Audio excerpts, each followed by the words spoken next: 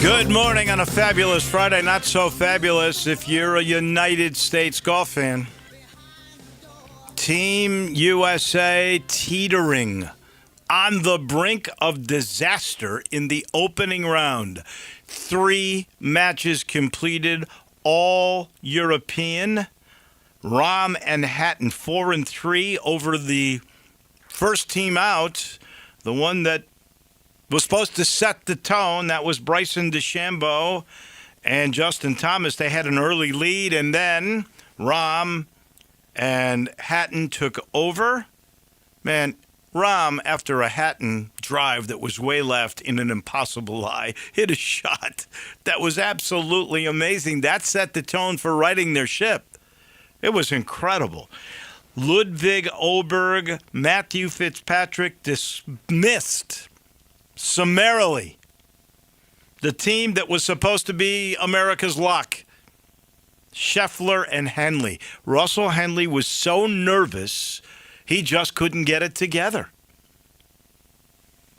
Even with some great striking at times by Scotty, they lose 5-3. Oberg had like 6 birdies himself in this particular session.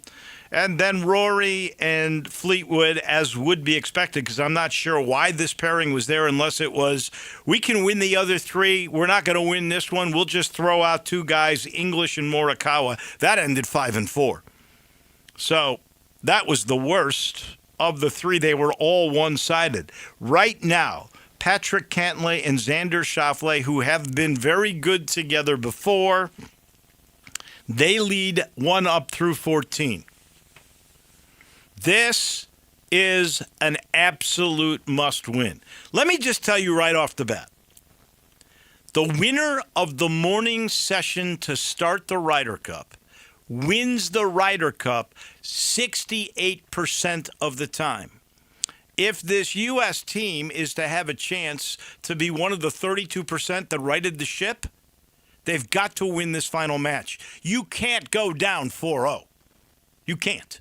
You've got to win one to make it a 2-point morning difference so you can chip away in the afternoon, and then you got 2 more sessions tomorrow, and, of course, the big singles on Sunday, which can make up a lot of ground. But at this point, all Euro. Landon Schmidt, I think you were with me last week when we mentioned this. This Euro team is dynamic, and even though I think it's 11 of the last 12 home course advantages held up, this Euro team will not be intimidated even by the New York market. They've come into a tough place. But do you think it bothers them? They've won 3 already, and they're just down 1 through 14 in the final pairing. My goodness, this is a tushy whipping. Your thoughts on what we are watching, because it's incredible. Well, I think you and I have talked about this before. The picks that we had for our American team were rather questionable because a lot of those guys were not playing very well in the entire tournament this year. I mean, they were lackluster performances. Some of them struggled to make cuts a lot of the time. So you look at the differences between these two teams. Europe's just been loaded from the get-go. Europe has all of these guys who are consistently finishing top 10, who are consistently getting up there in the ranks. So I wish I could say I'm surprised, but really with who we have on this American team, I'm not very shocked. No, I'm not shocked. I was fearful of this, and that stuff is coming through. I hate to say it. High school football had an incredible shootout last night. This Southwind team is outstanding. They put 48 on Briarcrest. Briarcrest scored 2. The final in this game with that wonderful quarterback, Kelvin Perkins, for Southwind, 48-42. We will go over picks and high school football. We're at the halfway point. Who are the best teams? Who are the best players? What have we learned? Our coach, Glenn Rogers Jr., will join us here in about 3 minutes. The NFL got underway last night for week number 4, and it was Seattle getting by Arizona with a field goal at the buzzer. The Seattle kicker used smelling salts right before he kicked. That's a stimulant. And everybody saw it. It was wide open. He did it on camera pretty much. Landon, I thought the NFL banned smelling salts. Is that legal, what he just did? So what the NFL did was that they banned NFL teams from providing smelling salts to their players, but the players can still use them at their leisure. Well, that makes no sense to me. So you can't buy it, but you can use it if you've got it? Like, yeah. did you buy it 2 years ago? I mean, how does that work? From what I'm seeing, they did not ban the use of the substance by the players themselves, allowing them to bring their own supply. So I guess it just removes all blame off of the teams, per se. For liability if something goes wrong with health, maybe? Yeah. I don't know. I would have to say, I mean, you got to be more definitive. You're either it's legal or it's not legal. To me, and obviously there's an advantage to that. It's crazy. He used it. He kicked it. They win. It worked out well. This week, Minnesota and Pittsburgh in Euro. So we got our first Sunday morning game. The other good games, Philly at Tampa, and then Baltimore at Kansas City, both 1-2. Both have to win. It's pretty tough to come back from 1-3 and say you were a playoff contender. So one of those teams, which should be a playoff contender, will be in big trouble. So we get early drama in the NFL. Penny's schedule is out, and he made this statement. This is the second best roster in his era. There are some people that think this might not be, like, it could be the worst of the rosters. He disagrees. We'll talk about that with Jason Munz. And we'll make our usual picks, and there are some great games this particular weekend. We'll go over the Tigers and FAU. We will do that in our middle segment because Andy Schiffman has the day off. He'll be back talking NFL, and the camps will be opening next week, so that will be timely. Last thing before we catch up with our high school coach, Glenn Rogers Jr. This is the weekend of the Southern Heritage Classic. You know it is Arkansas Pine Bluff versus Alcorn State. Fred Jones, their terrific founder of this game, used to draw 50,000 or thereabouts almost every time they played. That was when it was Tennessee State and Jackson State, and that was 25 years ago when it began, or in the neighborhood, maybe a little bit longer. And, of course, things have changed. Big business happens. I hate that, but big business happens. And Jackson State said they weren't getting enough money. Too many buses for players and bands and even fans. It was not worth it to them. Tennessee State has some financial issues, apparently. Both those teams have dropped out. You know, it's funny because as soon as they dropped out, so did Deion Sanders. He stopped that game, for Jackson State anyway. And once he left, they lost out. Now, the SWAC was involved in some of this, too, because they were trying to steer him to another game, and that's part of the lawsuit. Already, Fred won one lawsuit, and that was against Jackson State. Now he's going after the SWAC, too, so he's getting paid off in that regard. I hope so, anyway. But this game, I have no idea what it'll be like. I don't think it'll be anywhere near well, it couldn't be 50,000 because you're looking at a stadium that can't seat more than 38 to 40,000, right? That's what the Tigers were able to get with Arkansas. So if you don't have anything to do this weekend and you really want to help out, and I know it'll be a good game. It's always an event. Penny Hardaway still has his golf tournament, which used to be the Too Tall Jones when Tennessee State was involved golf tournament. Penny has come in and helped Fred out. This is a game of survival now because I believe Fred's got a contract with the city, or now it's Memphis, with the University of Memphis, for Simmons Bank Liberty Stadium through 29. Can these two teams make this work? I guess we'll find out. I am pulling for Fred Jones and the Southern Heritage Classic.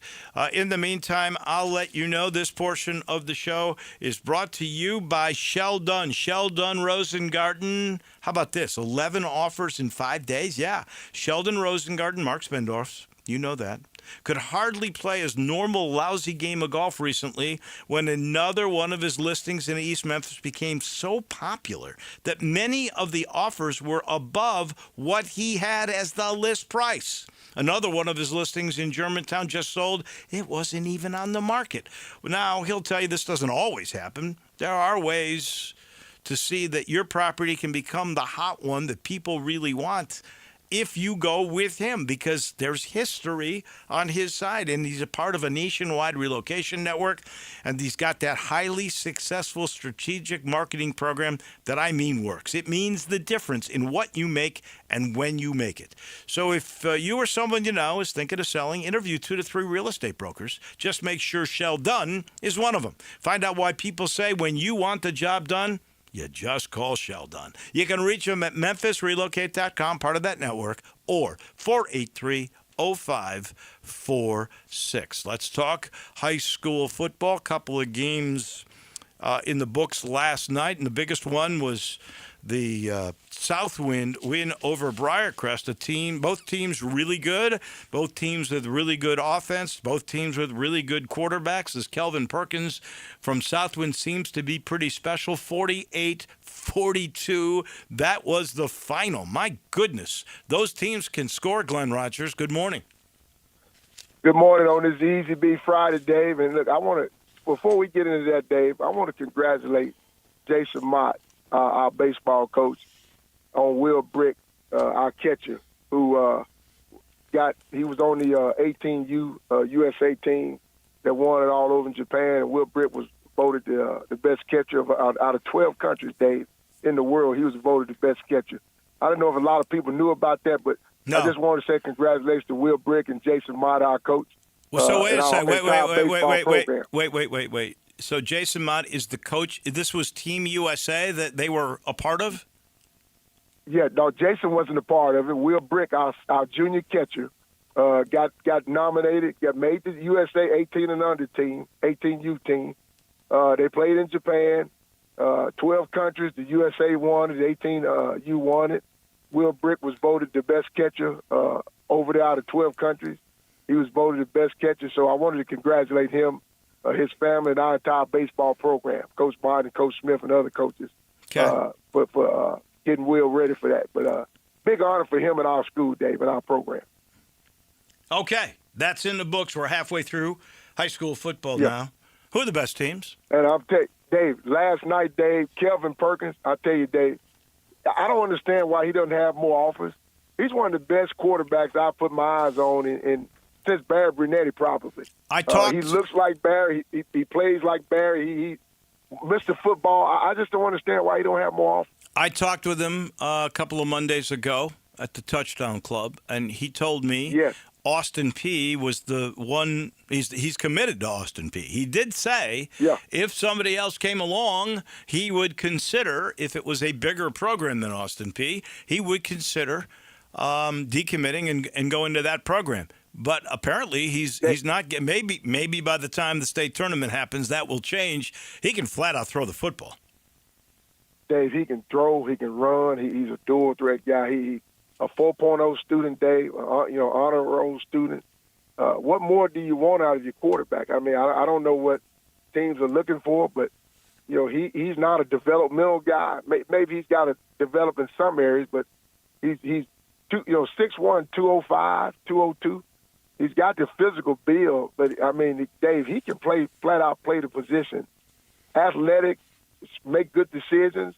He reminds me of Barry Brunetti so much, Dave. What other players, in your mind, really stand out this year halfway through? I'll tell you, guys, Dave, when you said it, a couple of kids come to mind. Of course, the young man from Lausanne, Lawrence, I'm drawing a blank here. Lawrence Britt from Lausanne, athletic, can run, can play every position. You and I talked about that. We touched on Kelvin Perkins. Javon Slayton, our slot receiver, he's a tiny guy, but Dave, he reminds me a little bit of Calvin Austin. Probably not as fast, but just as quick and elusive, just like Calvin Austin. He can play. The big D tackle at Southwind. Ole Miss commitment, Jamarcus Pittman. Big physical kid. Ole Miss commitment. Akeem Hunt over at Mays got a couple offers. You got a lot of kids in this area, Dave. The talent is here. This is a good year for talent in this area, Dave. And the talent is here in the city. Collierville got a tight end, a big kid. So it's plenty of talent to go around, Dave, this year in the city of Memphis. And the great teams, obviously, Germantown's 5-0. Munford, which has been really good the last few years, is 4-0. Central is 4-0. The Melrose Golden Wildcats, they are 4-1. The only loss they had to was Central. Any other teams that you know are really, really good? I guess Mays is pretty good. They beat Mitchell last night too on a Thursday night football game. Who else really rings the bell? You touched on it. Germantown, Wisconsin commit by the Bar kid. Gene Robinson does an excellent job, Dave, of coaching. Major's having a great season. Whitehaven's having a good season. I looked at Brockwell last night. Phil Massey, 4-2. He's got that thing turned around. 4-2. He's got it turned around. Doing an excellent job. It's some good teams, Dave, in this area. What's shocking is that Houston is 0-5, but I'll tell you, Dave, it's some teams like, Central, Germantown, Whitehaven, Lausanne is doing well. You got some teams in this area, Dave, that's going to make a deep, deep run in the playoffs this year. All right, Lausanne is 1-2 though, and they're going to be tested this week. Dave, they got talent. They lost to Southwind. They lost another close game to somebody else. They've got talent all across the board, Dave. All right, and the one win was against Christian Brothers that we know really should not have been a win. So that really is interesting. Yeah. We'll get to who they're playing and who will win that game in a little bit. Last thing along these lines,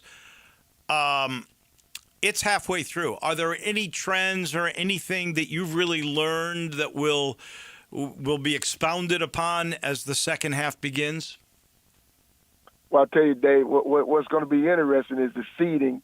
They changed up the seeding for the public schools. And, a team like a Southwind may have to go on the road if they went out. They may have to go on the road. I hope they don't, if I read it correctly. But it's interesting how they're going to seed these teams. And we got so many good teams here in Memphis, and I just hate for a home game, for a team that's doing well to have to go on the road and travel the first week or two of the season, the playoff season, because I think some of these teams, if they get a couple of home games under their belt, you'll see them go deep in the playoffs. So it's going to be really interesting how they seeded this thing this year or for the next couple of years, because I think that really it's not bode well in the Memphis team's favor. All right, you were 4-1 last week. You're 20-6 on the year. That is pretty darn good for sure. And we've got 5 really tough games, I think, to pick this week. Let's start with Munford. They've been really good. They're 4-0, but they got to go to Whitehaven. Whitehaven, after a tough start, and always the toughest of schedules Rodney Salisbury goes through. His team is 3-2. How do you see that game? And I'll tell you, Dave, that's another team we didn't expound on. Munford, Coach Calhoun, 4-0, one of the top teams in the area. He's one of the best coaches in this area. But I'm going to tell you, Dave, anybody that coaches football can tell you, to stop that Munford offense after 1 week of preparation is very, very difficult. It's like the Navy, those great offenses that Georgia Tech had under Paul Johnson. If you don't have a couple of, maybe a bye week in between and have 2 solid weeks to work on that thing, it's going to pose problems because they run, and then they play action pass out of the same run fake action. And it just gives you a lot of problems as far as your secondary and your linebackers, your run fit.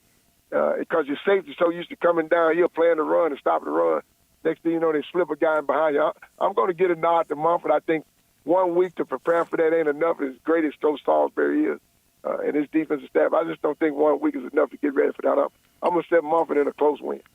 Bartlett trying to get back into the 500 mark. They're 2-3 after a tough start. Again, another tough schedule for the kids at Bartlett. They're going to take on Collierville, and Collierville is 3-2, and they have played some pretty tough teams. Kind of a down year at this point.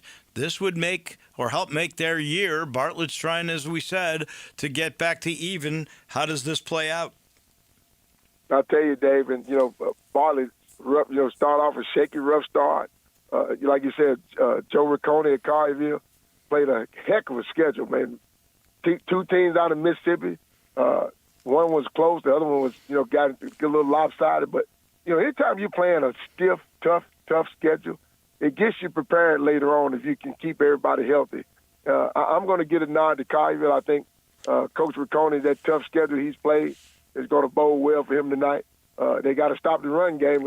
Bartlett's got Jabril Bowers going now, big physical junior tailback who's a bruiser. They've got him going. And so I think Collierville have enough to get him stopped tonight, enough time to get a ball to get a win tonight. I tend to lean with you on that one because it's at Collierville. That is a tough place. Central and Germantown, that's the game of the week. Those two teams are both undefeated.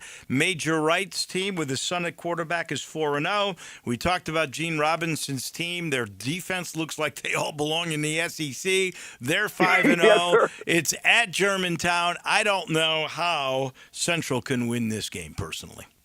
Dave, I'll tell you, Gene, you and I have been saying this since Gene Robinson got into the coaching ranks.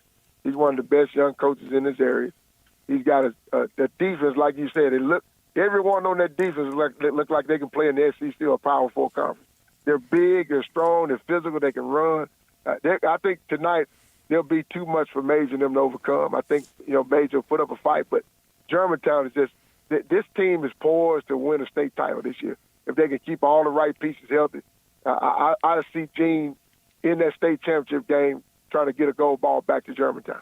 All right, we got Lausanne 1-2. That's a misnomer against Westview in Westview, and they have not lost a game.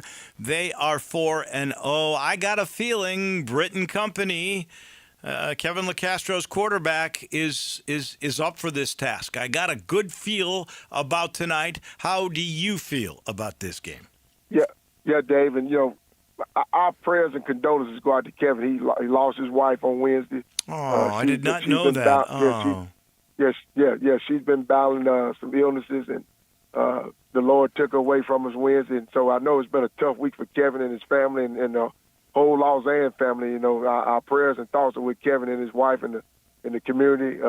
Big loss, but I think Kevin Trooper rallied.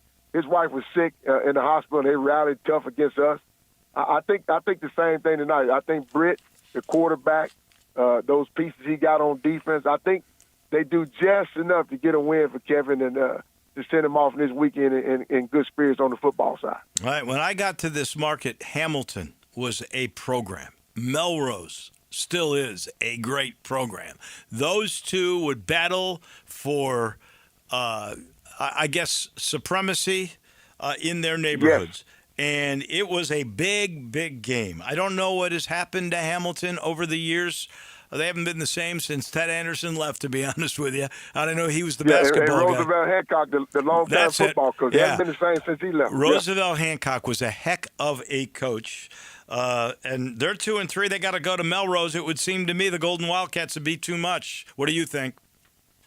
Yeah, I think, the Morrow twins, I think the Golden Wildcats would be too much for Hamilton to handle tonight. We played a JV game over at Melrose 2 weeks ago. They got a lot of talent, a lot of young talent. I think the Morrow twins and Melrose get a win tonight over their arch rival Hamilton. And with Hamilton being 2-3, it'll be a big crowd there tonight. The weather be nice. The Hamilton alums still support their team. And we know, of course, when Melrose is winning, there's no better place in the country to play a game. Here's the only place that I have seen this at. But you got guys from the 50s and 60s who bring their Letterman coats, honestly, to the games. These guys are 60 and 70 years old. They bring their Letterman coats from their playing days, and they sit in the stands. Yes, and that's a tradition. Orange Mountain, a lot of people probably don't realize or know this. Orange Mountain is the third largest black community in the country next to Harlem and Watts. And so there's a lot of tradition, a lot of pride in that community. And when they're rolling, there's no better atmosphere to see a game than Orange Mountain over there in East Memphis, over there, South Memphis rather, than Orange Mountain. That stadium is rocking. The community gets behind them. It's just a sight to see if you haven't seen it. Last game, you don't pick it because your team is playing in it. Christian Brothers is taking on at Christian Brothers Pure Academy. Now, this is the most interesting story. Pure has taken over the Fraser High School complex, and they are trying to make that like Macaulay in Chattanooga. They're building Baylor, dorms. They're trying to make this an academy where people from all over the country could come, stay there, learn, and become a football power. This is sort of new to me. I know that they're doing this with a Nike-sponsored basketball school that's kind of like a IMG or what was Mount Verde or Mount Verde. Yeah, exactly. And I was trying to remember the school that great Tiger team had in '08, where Laurenburg. Laurenburg was kind of like that. Laurenburg. That's what they're trying to do, and that's incredibly interesting to me. Yeah, and Coach Cole, that this is his vision. He saw this and acted on it and put it into fruition. And I tell you, he took over that building. They did a lot of modifications. I saw some of the stuff that they want to do, the blueprint. And I tell you, Dave, no other team or no other school in this area has got that plan down pat right now. And so if he gets that thing rolling, get the right financial backing, Dave, that could be a problem for all of us in this area, because he can get kids from everywhere around the country, just like Baylor and Chattanooga, any boarding school in the country. And so if he gets this thing rolling and keep up, get a great academic piece in place, I tell you, it's going to pose problems for us that's trying to get kids. And when you're bringing kids in from different places around the country, you can build a program easily. And so my hat's off to Coach Cole and his staff. They'll be a tough test for us. They got athletes. They do an outstanding job on the defensive side of the ball. And on offense, they get the ball and they playmakers. So we got to be great in the kicking game tonight. We got to tackle. We got to be good and play low up front because they're big and physical up front. So we got our work cut out tonight for us against a peer team that's on the rise and a lot of good athletes, Dave. We will we'll be keeping our eye on that Pure Academy, so that's really very interesting. Good luck to you guys tonight. Thank you, Glenn. We appreciate it. We'll talk to you next Friday. Absolutely. Go Tigers, go, and go Brothers. There is our coach. That is Glenn Rogers Jr. on high school football. Here is an update from the Ryder Cup. The U.S. has lost the first 3 matches. Robert McIntyre and Hovland are all square through 15 with Cantlay and Schauffele. So Patrick Cantlay and Schauffele gave up their 1 lead, and there was a really good moment there for Europe to take a lead. They just missed a fairly short birdie putt. I think the U.S. has a short birdie putt as well. Maybe they can regain the lead. You're down 3-0, morning session, first one. You've got to win that final match. We'll keep our eye on that for all of you. This sort of Ryder Cup update brought to you by Miramichi. Oh, yeah. They could play, because they can go back 7,500 yards. They could literally play a Ryder Cup at Miramichi. It's pretty enough, that's for sure. You can move up like I do to about 6,000 yards. That's very comfortable for me. Everything is comfortable about Miramichi. I love the scenery. I love the competition aspect of it all. I love the practice facilities. I love the clubhouse. And I love the fact that it's only 25 minutes away from my driveway. It's in Woodstock. It's not in Millington. It's close, and it is worth it just to practice and really sharpen up your game. Everything is truly a full golf experience when you go to Miramichi. We make our football picks. We'll take a look at the Tigers and the Owls. That comes your way momentarily right here on Wolo and Friends. Start your day with Sports 56 Mornings with Greg Gaston and Eli Savoy. Weekday mornings from 7 to 10, right here on Sports 56 and 98.5 FM. Everything today is technologically based. Well, except maybe you. If you're struggling with tech, no matter what kind, call Tech for You. Tech for You for TVs, home theaters, cameras, smart locks, digital storage, and more. Tech for You makes it simple and affordable. Call 697-9695. Make your home safe, comfortable, and up to date with Tech for You. Stop struggling with tech. Call 697-9695. Veteran-owned and operated Tech for You. Technology simplified. Memphis is a love song to soul and style. With the full suite of sought-after designers, brilliant natural diamonds, an elegant bar, luxury VIP lounge, and more, a trip to our store is an experience like no other. Just like the city we love. Stop by any of our stores or visit sissyslogcabin.com and experience Sissy's for yourself. Memphis is our home, and we're your jeweler. Sissy's Log Cabin, because life's too short for ordinary jewelry. It's time to hit the road with the best deals in the Mid-South, brought to you by Gossett Mitsubishi on the Pike. 2025 Mitsubishi Outlander PHEV plug-in hybrid, $299 a month with more headroom and legroom and longer warranty, and lower price than Toyota RAV4, plus standard third-row seat and 2.99 APR for 60 months, available on 2025 Mitsubishi Outlander PHEV plug-in hybrid. Or take your pick from 2025 Mitsubishi Outlander or 2025 Mitsubishi Eclipse Cross, just $399 a month. Not a lease. Outlander or Eclipse Cross, $399 a month. You own it. And you always find peace of mind with our 10-year, 100,000-mile powertrain limited warranty. So hurry to Gossett Mitsubishi, 1870 Covington Pike. Online, MemphisMitsubishi.com. If you want it, we got it at Gossett Motor Cars. PHEV SC 00816 MSRP 42615 Outlander SU 32343 MSRP 36105 Eclipse SCO 39973 MSRP 317 includes all rebates in this NSPF 895 excludes tax on the license. See dealer for complete details. Offer valid through end of the month with approved credit dealer stock only. Visit Frontier Western Store today for new shirts and boots. Frontier is your top Carhartt store in the Mid-South. There's thousands of in-stock shirts and jeans. They have the classic K87 pocket tee in every color they make, including new ones just released. Available small to 4X. Want new jeans? Frontier has you covered with super tough work denim by Carhartt. And you've got to check out their selection of Ariat jeans for men, women, and children. You'll love how easy it is to find the size and style you need. Have you seen Frontier's remodeled world-famous boot showroom? It continues to expand. New styles by Ariat just arrived, plus plenty of in-stock proven classics too. Whether you need work or dress boots, trust that Frontier's the place to come. See thousands of pairs of Ariat boots and thousands more by Dan Post, Corral, Durango, Rocky, Twisted X, and others. And Frontier's pricing is lower than online and chain stores, so you know just the local shop to visit. Frontier Western Store, 5880 Goodman Road in Olive Branch, and on the web at frontierwesternstore.com. Locally owned and operated since 1967.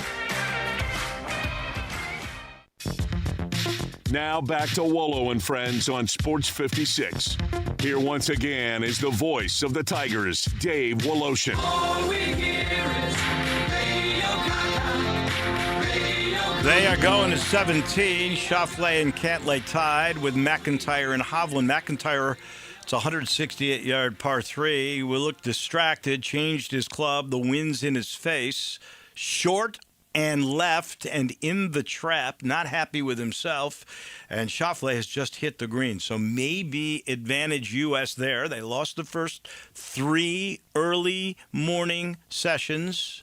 They're down 3-love. Got to win this one. That one obviously very, very helpful. We sit in the Family Leisure Studios, the biggest spa sale in the world still going on, where you can get a brand new state-of-the-art spa for under $3,000. The spas that are the swim spas, the larger ones, are 30% off. Floor model specials are even better, and the cold plunges start below $5,000. That's the newest thing. Go check it out. Go see our friends Lindsay. Go see Billy.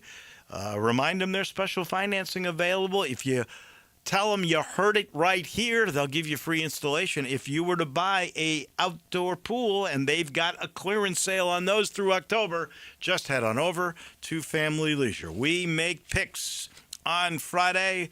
I'm 500 on the year. Wouldn't say that's great. It's against the spread, so I'm even. Landon in a hole at A&12 did get me last week. We start Notre Dame, 4.5 points going to Arkansas.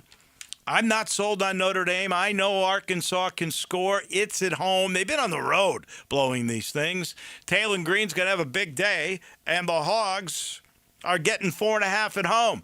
Give me Arkansas. What say you, Landon Schmidt? I am right there with you. I think this is going to be a very good, high-scoring game. Maybe not too high-scoring, but Arkansas's offense is looking impressive. They have no trouble scoring. Notre Dame looks like they've been struggling this year. The fact that they're still ranked is kind of perplexing to me, but I think Arkansas definitely closes that gap. If not, I expect a win from them here in their hometown. They're ranked because they're Notre Dame, which exactly. gets preferential treatment, which is always amazing to me. Indeed. I think they're truly going to be tested. They lose this, that's it.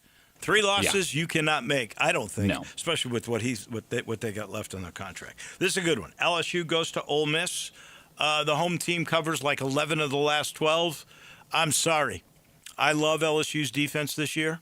I know they got a great quarterback. I don't know about the quarterback at Ole Miss. I really don't. I mean, he's the second-string guy. He's playing. He's looked great. This one would tell, if he does what he's done in the first 2 games, I'll be a believer in Chambliss. He did win a championship at the Division II level last year, so he's a winner. But come on, he wasn't the starter. He's got to go against this defense, and LSU's getting 1.5 points. I'm throwing out the trends of the home field advantage. I'm taking the LSU Tigers. Well, this is going to be our first differential. I'm going to go with Ole Miss here. Actually, talking with Ron Higgins earlier this week, we learned that LSU's offense is kind of in a disarray. You got a little bit of a torso injury with Garrett Nussmeier. Nussmeier himself says that the team is still working on building chemistry 4 weeks into the season. Trinidad Chambliss has looked really good for Ole Miss, and you've got them at home coming off of a very dominant victory over a good Tulane team. Everything's just pointing to Ole Miss winning this game, so give me the Rebels. All right, so we differ in one. Auburn is at A&M, and the Aggies are giving away 7.5.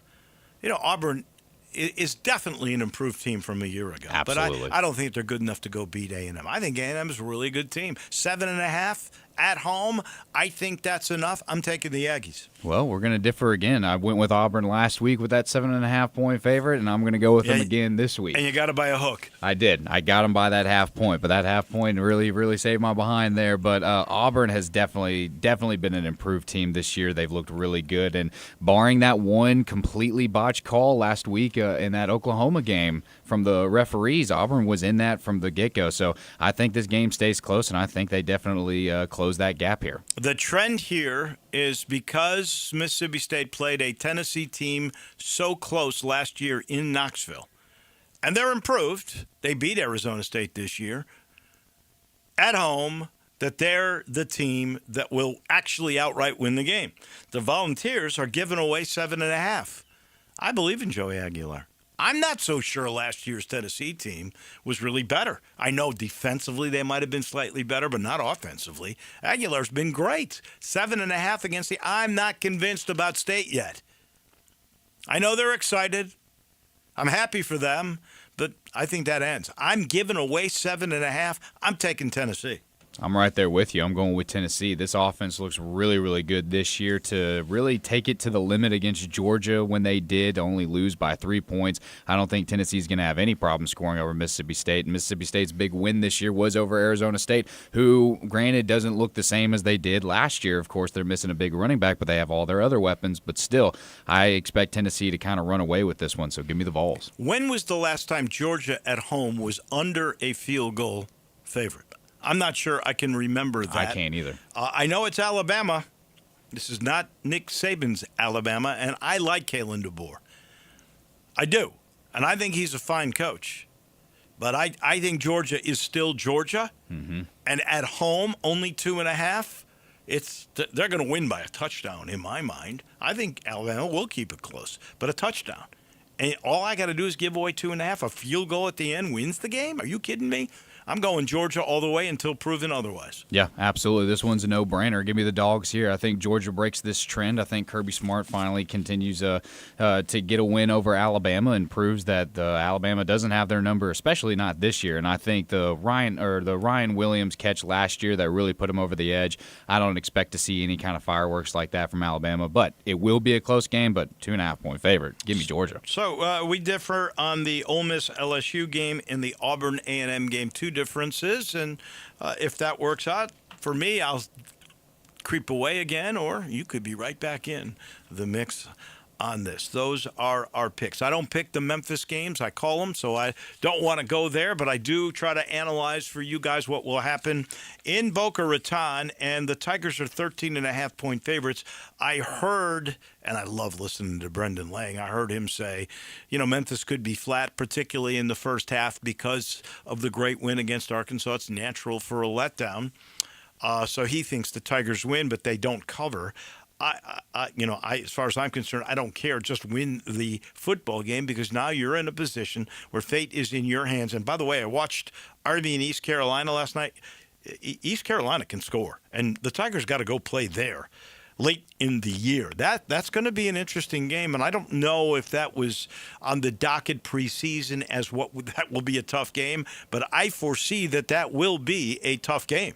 Yeah, Army, I think, to this point in the season, a lot of people had high expectations for them, and they have just looked terrible. Well, the first half, and I watched every play of the first half. Yeah. That's the stupidest Army team I have ever seen. Oh, absolutely. I could not believe some of the plays that they made and some of the calls that they made. They did not look like Army. No, not even close. And Tigers don't play them, but they got to play at Greenville. So that's going to be tough. tough. Be a good game. That's another game. Here's what scares you about FAU in the matchup. One, getting focused, right? Because you did have that big win, maybe the biggest win in the Ryan Silverfield era. There are some people that are saying every game from here on out is the biggest in the Silverfield era because all the biggest goals, the chance that you could win, go to a playoff if you win your championship is on the line. So every game is big. I don't think I don't think you can forget about how big the wins were.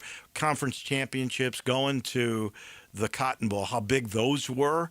So let's not absolutely go crazy. Now, look, if the Tigers play in a championship game to go to the playoff, that would become the biggest game in history. But that's down the road. This is what worries me. The focus factor, the tempo that FAU will bring. They have the 5th fastest tempo in all of college football. This guy that is their coach is a disciple of Texas Tech and of Cliff Kingsbury. He was around Patrick Mahomes when they were all at Texas Tech. So he believes they average 85 plays a game. They've run as many as 100 offensive snaps in a game this year. So can you get your defense aligned quickly enough? Do you fall for a hard count? You've got to really be efficient and clean. That is absolutely a must. You've got to handle the tempo. Tempo makes up for lack of talent a lot of times. That's why they go to these systems. So that will be critical. They've got to play a key game. Here's the other thing. FAU does turn the ball over. They had 6 interceptions against Maryland. They've had 9 on the year. They're -8 in giveaway takeaway.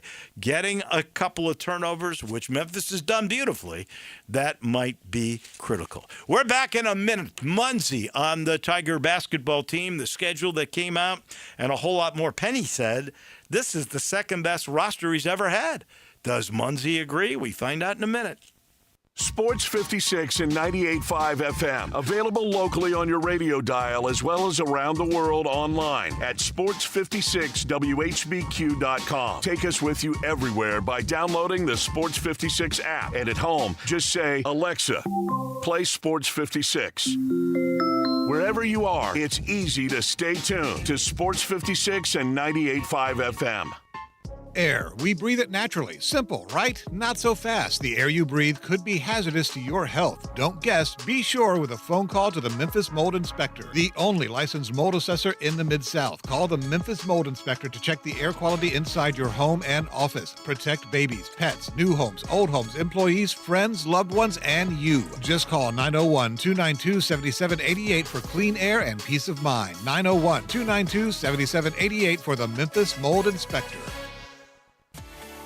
At Jason's Deli, when you're dining in or picking up curbside, you can expect wholesome food and no surprises, just delicious sandwiches, crisp salads, and quick quality meals made with the freshest ingredients and no artificial trans fats, MSG, high fructose corn syrup, or artificial colors and dyes. Around here, a lot of thought goes into what we put into our food and what we take out of it, because you're not just taking a bite, you're getting a taste of who we are. New items are constantly being created to expand our menu for all tastes and special diets with vegan and gluten-free options available. Convenience and on-time delivery you can count on. It's just a click away at jasonsdeli.com, so whether you need to feed 5 people or 5,000, the team at Jason's Deli, they have the credentials and the commitment to keep you satisfied. Freshness is nearby at Jason's Deli with locations at Ridgeway in the Park Place Center, Poplar and Highland, Germantown Road in Cordova, and on Goodman Road in Olive Branch. Jason's Deli. It's wholesome food and no surprises.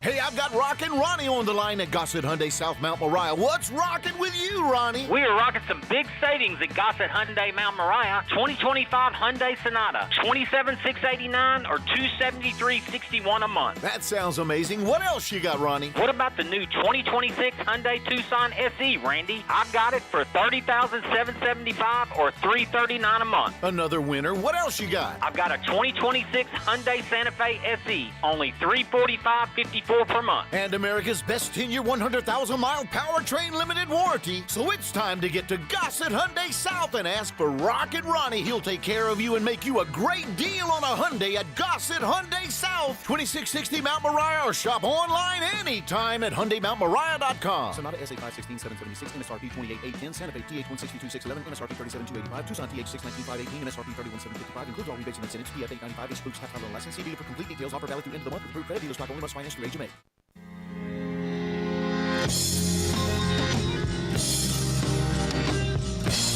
Now back to Wolo and Friends on Sports 56. Here once again is the voice of the Tigers, Dave Woloshin. Let's head to South Haven. Jason Munn standing by. We talk Tiger basketball every Friday to end our week. Penny made this comment. He said this is the second best roster he has ever had. The best one, I don't argue with this, was Duran, Bates, Quinones, DeAndre Williams, Minot. Minot didn't play that much. Tyler Harris, Alex Lomax, Landers Nolly was on that team. That was a heck of a roster. He, in fact, said that it probably should have been a Final Four team, and I'm not going to disagree with that. This being the second best roster, my eyebrows are raised a little bit. Is that salesmanship, Jason Munns, or does he really mean that? Good morning. Good morning. I mean, we have to take him at his word. I mean, I personally think that there might be a little, like, he's probably operating somewhere in a gray area. Like, I feel like it might be equal parts, as you say, salesmanship, but also belief in what he has put together. Here's what I think. Honestly, I've been thinking about this. I don't think he would have come anywhere close to saying this a month ago. But I think, and I'm not the only one who thinks this, that the addition of Tariq Ingram, the 6'9", soon-to-be 25-year-old big man, traditional back-to-the-basket big man, the only one who's on this roster, I think adding him to this roster makes everything else fall into place, or at least get closer to falling into place. Like the way that the roster was constructed without a guy like Tariq Ingram, who is, he's going to draw comparisons to Dane Danger, whether he or anyone else likes it or not, just because of the recency and because of the build and the profile and these sorts of things.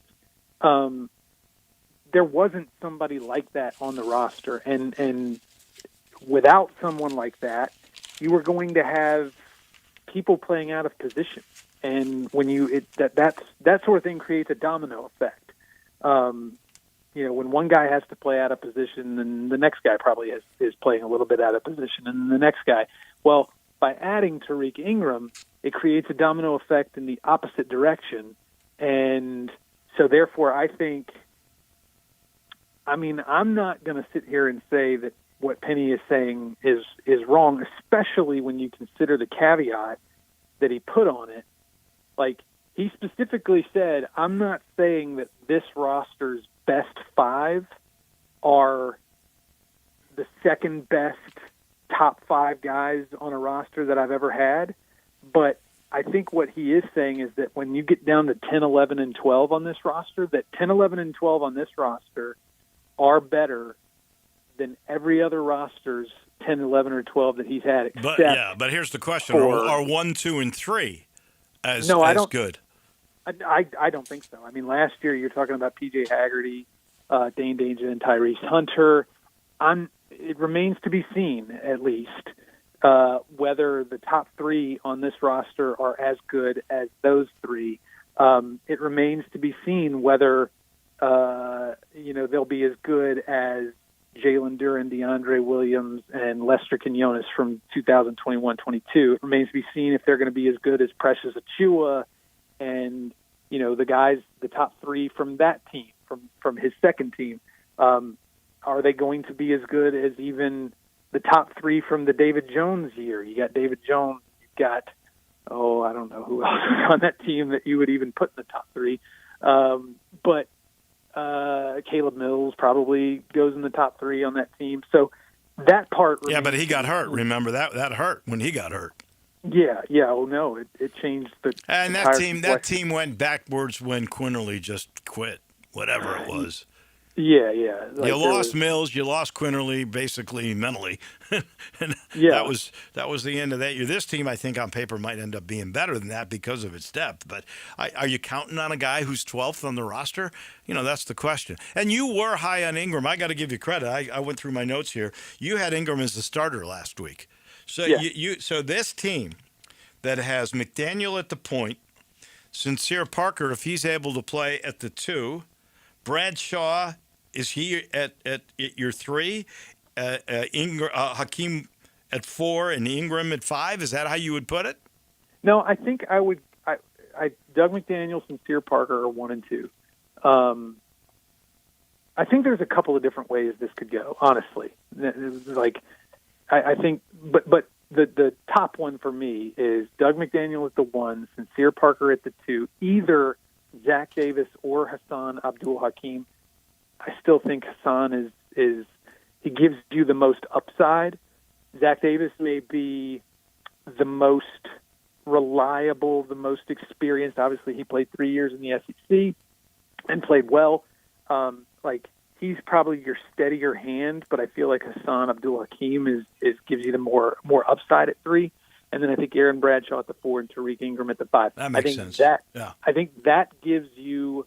That starting lineup gives you the best.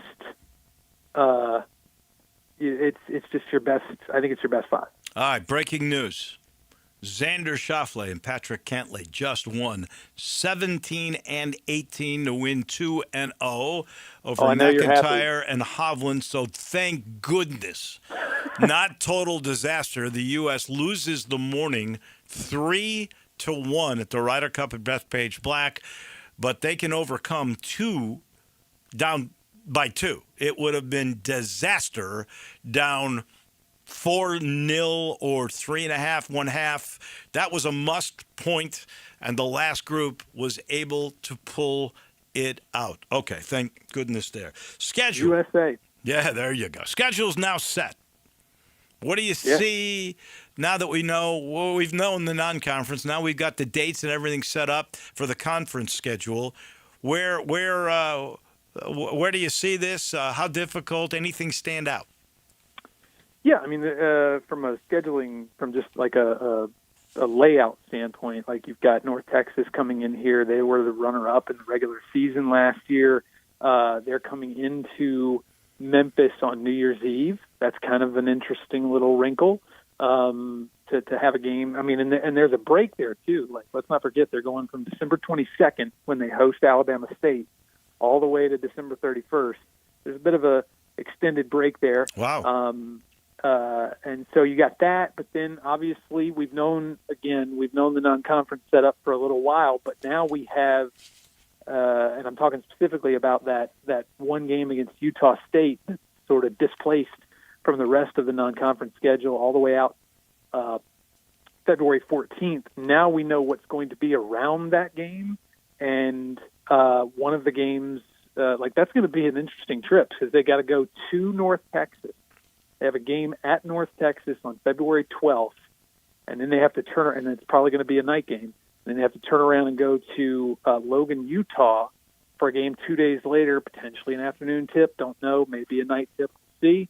So that's going to be a tough little stretch, especially when you consider the fact that the next game after that trip, after that North Texas Utah State swing, is February 19th, all the way down in South Florida, which a lot of people have as the most likely team in the conference to challenge Memphis for that championship.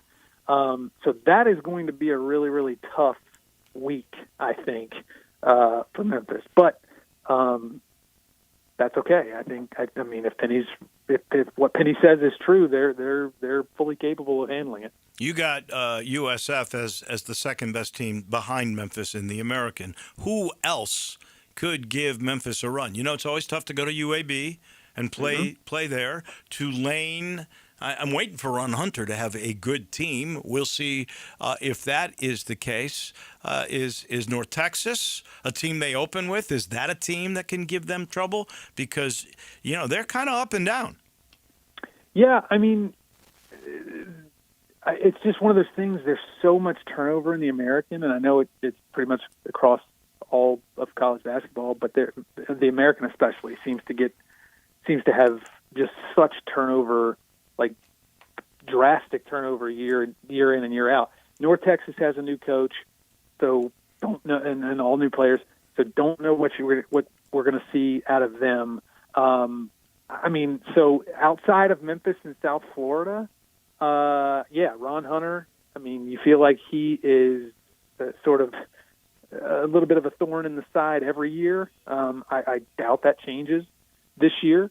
They could be pesky. Andy Kennedy at UAB, you mentioned. That's another one that you know, you always got to keep an eye on UAB. But outside of those, I mean, you know, Eric Conkle is going into another season at Tulsa. I mean, I know Tulsa's Tulsa, but who knows? And then I forget the guy's name up at Temple, but they've been pesky the last few years. I mean, Memphis lost 2 games in conference last year, and one of them was at Temple. Now I know Memphis does not go to Temple this year, so that could help their situation there. But you always got to keep an eye on Tulane, UAB, Temple, North Texas, and those teams. So, but it's just, I think it's going to be another season where Memphis is going to be. People are going to feel like Memphis should cruise again. Let us hope. I can't wait. You realize the very first game is a month from tomorrow. So, oh wow. That should be a lot of fun. Jason Munz, as always, we appreciate it. We'll talk next Friday. Thank you. All right. Thanks, Wolo. That's our man, Jason Munz from the Commercial Appeal on Tiger Basketball. He's brought to you by Southern Security. Well, are you getting the lowest possible rate on your mortgage at Southern Security? They're going to offer you the lowest of rates. They give you flexible terms, no PMI. And if you want service, it's unbeatable.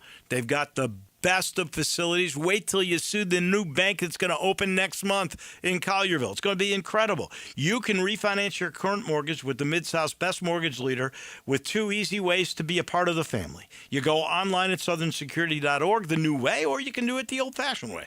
Call 452-7900. Southern Security is an equal housing lender, federally insured by NCUA. They're proud supporters of Tigers basketball and football and 901 women. They're your home team credit union, Southern Security is, and they have been the best one, voted by all of you the last 6 years, and a 7th award is coming soon. Southern Security, again, your home team credit union. That'll do it for us. Johnny Radio's right around the corner. We'll talk to you bright and early on Monday morning. Have a great weekend, everyone.